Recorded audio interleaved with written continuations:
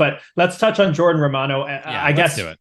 Yeah, I guess for me, it's hard to say unless he's still had that finger bothering him, right? Like we don't know. In which case, once again, he should not be on the baseball field.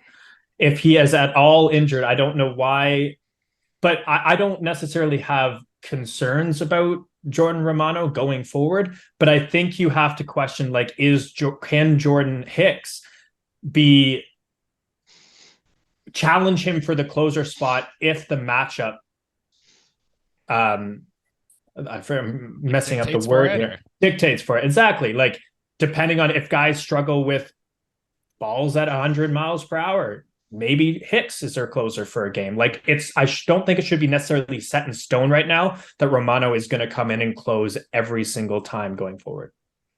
Yeah, I think I'm with you. I will say the home run he gave up was a wall scraper. It barely got over that wall, but it still counts. And at the end of the day, it's another earned run that Jordan Romano gave up in a non-save situation.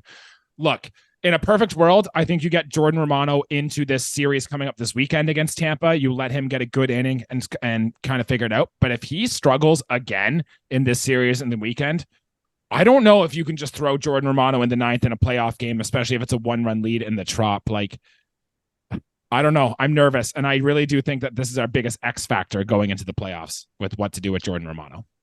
The only person who can really challenge Romano is Jordan Hicks. He's the only guy comparatively. Same with the setup spot. If you're to move, if you're battling for a closer and you just include Romano, and Hicks, then you look at, Yimi Garcia and Eric Swanson for the eighth inning kind of thing. If there's four good right-handers right there.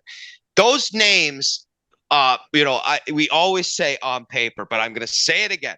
On paper, those first four names in your bullpen, those sound fantastic.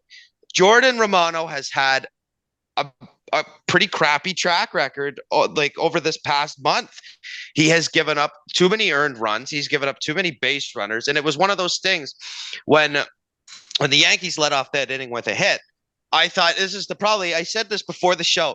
This was the third or fourth time this year that we've given up a walk, given up a hit. And I thought, like, oh man, we're in trouble. And then lo and behold, 2-run home run. Jordan Romano's on the hook for a loss. And that's how the series starts. When easily, in a perfect world, he gets us to the bottom half and we score a run. We didn't end up scoring a run, doesn't matter. But I mean, we expect more from Romano. And if he is battling an injury, then why is he pitching? You have to then hand the reins over to Hicks, and then from there, then you can decide your order of who handles what leverage and who goes in which matchup. Because if he's good to go and he just gives up another stinker, then it's a demotion. If it's a health matter, then he's not in the ball game at this point, because we can't afford these late inning, and not even late. Like, late inning for me is the seventh inning. Like, we're in the top of the ninth inning in a tie ball game in the second last series of the season, and we're pitching a guy who has struggled, A, and B, dealing with a possible injury. That just doesn't add up for me. We had more options to use. And you give him his sample size in this series against Tampa. Let's see how that goes. I personally think it's going to go fine. If it doesn't, we're going to have to do some research, and it's going to look like it's going to be Jordan Hicks as the playoff closer.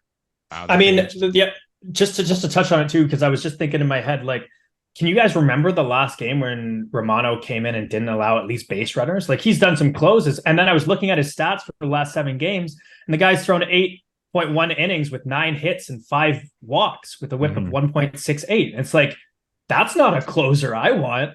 Like, that's not even a reliever that I want to be playing right now. His ERA is 5.4. And so it's just like, if this guy has any injury at all, he is not your closer, because that's not just like 1 or 2 games. That's over 7 of his last games. So that's something that I would definitely keep an eye on. And I mean, we have such a good bullpen that, like, it's not last year, if Jordan Romano wasn't like the only guy that I really trust in our bullpen, it would be a big deal. Now there's a bunch of guys that I trust. So if he's at all injured, it's not going to sink us if Jordan Romano isn't our closer going into the playoffs.